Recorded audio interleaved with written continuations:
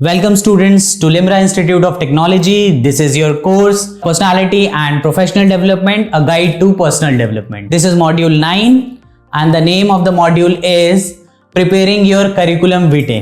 So थोड़ा सा revise कर लेते हैं कि पहले हमने क्या किया था।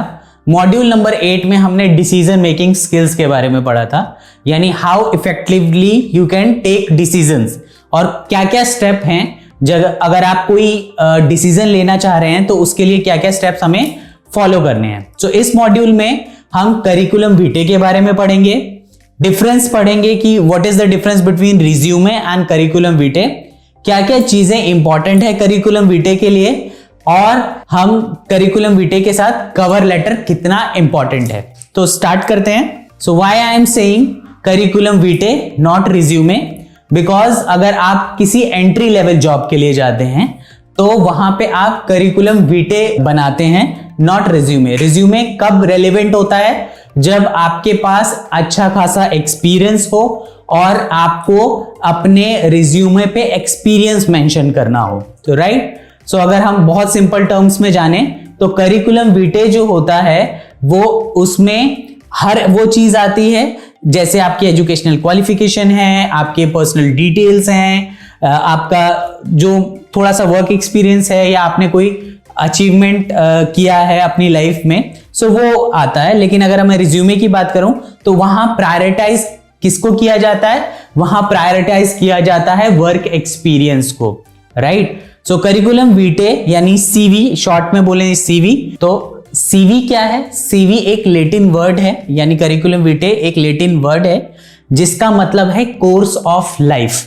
Means whatever you have achieved in your life, वो आप सब कुछ जो है वो करिकुलम विटे में मेंशन करते हैं। सबसे पहले आपको क्या करना है करिकुलम विटे के लिए? आपको एक माइंड मैप तैयार करना है। क्या माइंड मैप तैयार करना है?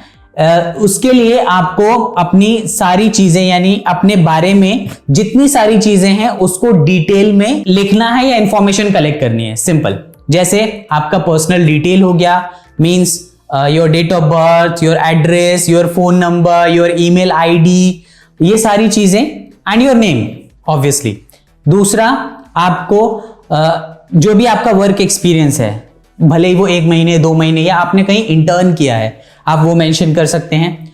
तीसरा, आपकी जो एजुकेशनल क्वालिफिकेशन है वो मेंशन करिए। Start with the highest qualification, जो आपकी हाईएस्ट क्वालिफिकेशन है उसके हिसाब से पहले मान लीजिए आपने ग्रेजुएशन किया है तो सबसे पहले आप ग्रेजुएशन मेंशन करेंगे, ईयर ऑफ पासिंग मेंशन करेंगे, कौन सी यूनिवर्सिटी से आपने किया है वो मेंशन करेंगे और उसके हिसाब से आप फिर नीचे आते जाएंगे। ग्रेजुएशन के बाद 12th के बाद 10th, सो 10th 12th ग्रेजुएशन अगर आपने ग्रेजुएशन तक पढ़ाई करी है, राइट। उसके बाद क्या, अगर आपकी कोई भी अवार्ड्स आपको मिले हैं या आपको किसी टाइटल से नवाजा गया है तो आप वो मेंशन कर सकते हैं। या अगर आपको लगता है कोई ऐसी स्किल है जिस जॉब के लिए आप अप्लाई कर रहे हैं वो स्किल उसके लिए रेलेवेंट है तो आप वो भी मेंशन कर सकते हैं।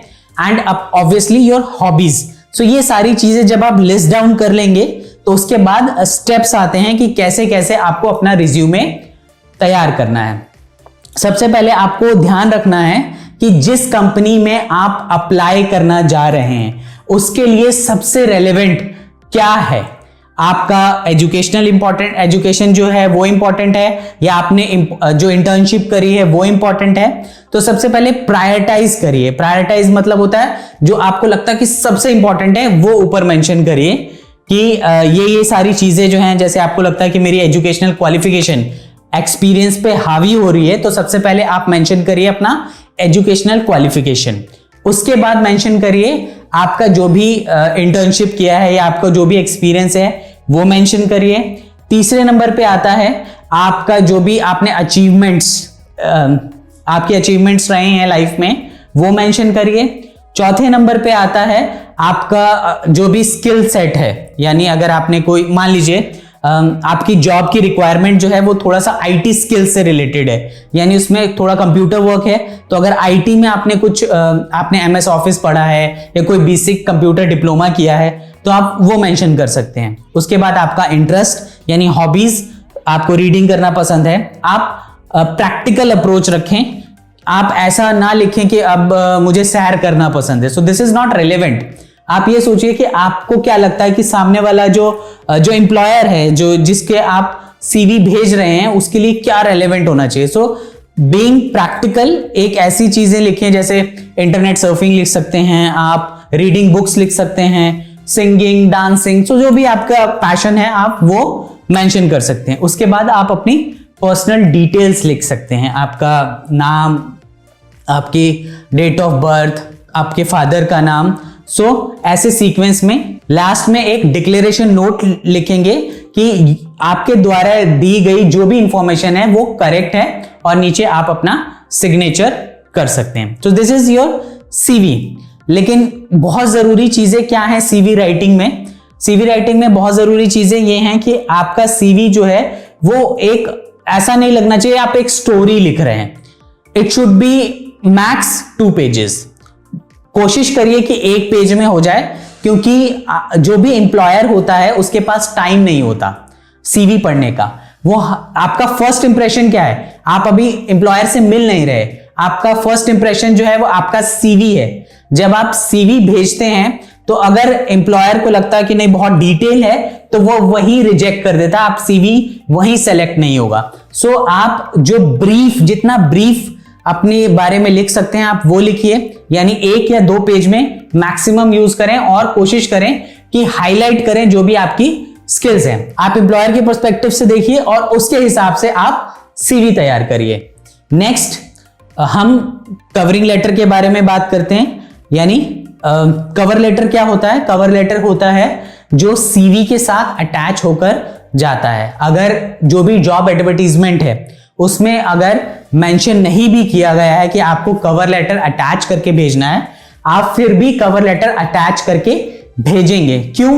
क्योंकि ये एक पॉजिटिव इंपैक्ट पड़ता है एम्प्लॉयर के ऊपर। अब कवर लेटर क्या है पहले जानते हैं। कवर लेटर क्या है? कवर लेटर में आपका जो भी एडवर्टीजमेंट है जॉब की, उसके बारे में आपके अंदर क्या रेलेवेंट स्किल्स हैं जो आप उस प्रोफाइल को मैच करते हैं वो मेंशन किया जाता है, यानी जो सीवी से डिफरेंट होता है। आप कभी भी कवर लेटर में अपना डिटेल सीवी नहीं डालते हैं। कवर लेटर में क्या होता है? आपकी पर्सनल डिटेल, एम्प्लॉयर का एड्रेस और एक छोटा सा पैराग्राफ जिसमें आप जॉब वैकेंसी मेंशन करेंगे कि आप किस जॉब के लिए, किस प्लेस के लिए अप्लाई कर रहे हैं, किस पोजीशन के लिए अप्लाई कर रहे हैं। दूसरा, आप कैसे उस जॉब के लिए सूटेबल हैं, आप वो मेंशन करेंगे कवर लेटर में। और कवर लेटर जो है, सबसे पहले एम्प्लॉयर कवर लेटर पढ़ता है और कवर लेटर पढ़ने के बाद ही वो आपके सीवी पे जाता है। अगर कवर लेटर इंटरेस्टिंग नहीं होगा तो आपका सीवी कोई भी एम्प्लॉयर नहीं पढ़ेगा। So an effective cover letter makes your job easier. हमने कवर लेटर और सीवी के बारे में पढ़ा। मैं दोबारा से आपको रिव्यू कर देता हूं कि सीवी और रिज्यूमे में क्या फर्क है। सीवी क्या है? जब आप एंट्री लेवल जॉब के लिए अप्लाई कर रहे हैं। रिज्यूमे क्या है? जब आपके पास अच्छा खासा 5 साल 6 साल का एक्सपीरियंस है और आपका एक्सपीरियंस ज्यादा मायने रखता है आपकी एजुकेशनल क्वालिफिकेशन से, तब आप रिज्यूमे भेजते हैं।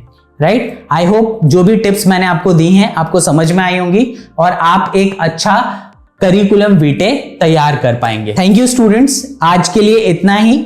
इस मॉड्यूल में होप आपको बहुत सारी चीजें क्लियर हुई होंगी सीवी के बारे में। एंड अगर आपकी कोई भी सवाल है या कोई भी क्वेश्चन है, क्वेरी है, तो आप कमेंट बॉक्स में पूछ सकते हैं। एंड इंटरेक्शन सेशन में आप अपने सवाल पोस्ट कर सकते हैं, हम आपके सवालों के जवाब दे पाएंगे। Thank you.